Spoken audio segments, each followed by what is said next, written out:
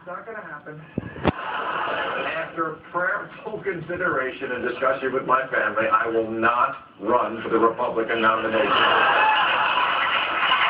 I decided I need to spend more time hating religion and taking drugs. So I am out.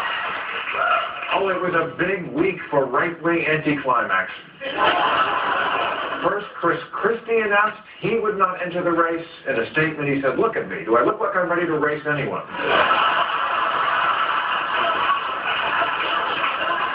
And then, very sadly, 2 days ago, the great white dope,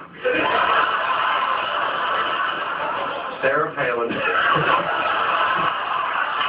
Yes, our long national nightmare is over. She said she would not enter the race. And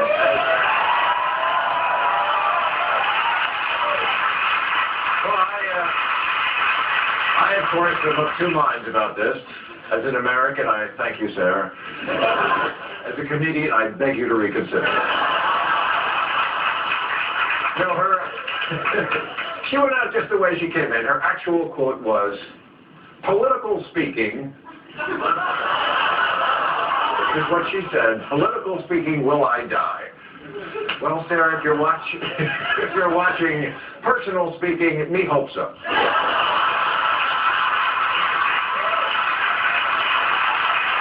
Now, it's so funny, in the Republican race, each week, it is a different Republican candidate's turn to be tied with Mitt Romney for the lead. And this week, the guy who's won that honor is Herman Cain. Boy, you know what? I can see why the Republican base likes him. He answered the Wall Street protesters. Are you following what's going on down there at the Occupy Wall Street? Okay. Well, Herman Cain had a message for these protesters. He said, if you don't have a job, if you're not rich, don't blame Wall Street, don't blame the banks. If you don't have a job, blame yourself.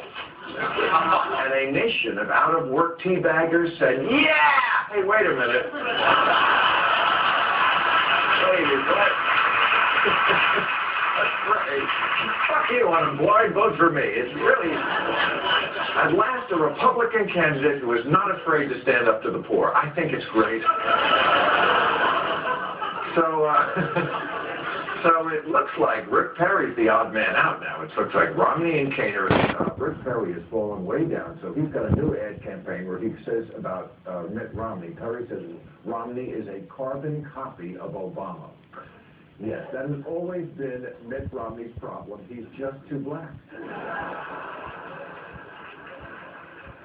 Oh, speaking of black, I'm sure you see that racism reared its ugly head once again in America this week. The hunting camp of Rick, have you seen this?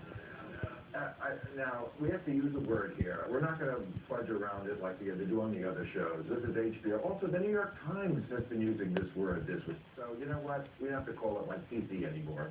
America's going to grow up about this place. It's a ranch called the Niggerhead Ranch. And there's a rock on it that says Niggerhead right there when you enter the ranch. And Republicans say this shouldn't be an issue at all. Although, wait till they find out that Obama owns a townhouse in Chicago called Honkyfoot.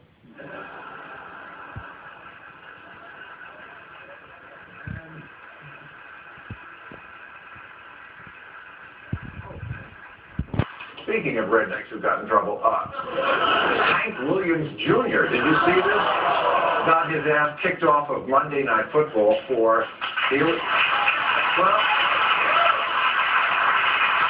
crime was comparing Obama to Hitler on Fox News, or as it used to be called, the Glenn Beck Show.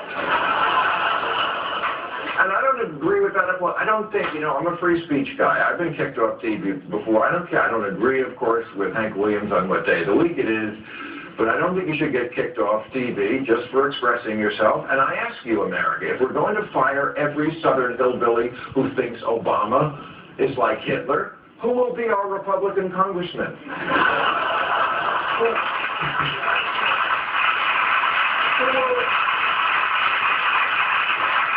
Who will work at our Waffle Houses?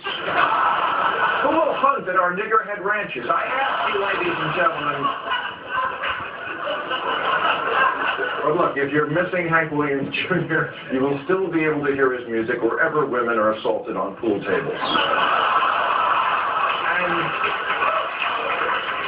I But we said no booing. Didn't we go over that before? And Rick got reassured Williams that he has a job singing his theme song once Texas starts televising executions. All right. We got a great show. We got Jonathan Friend, and we got Nicole Wallace.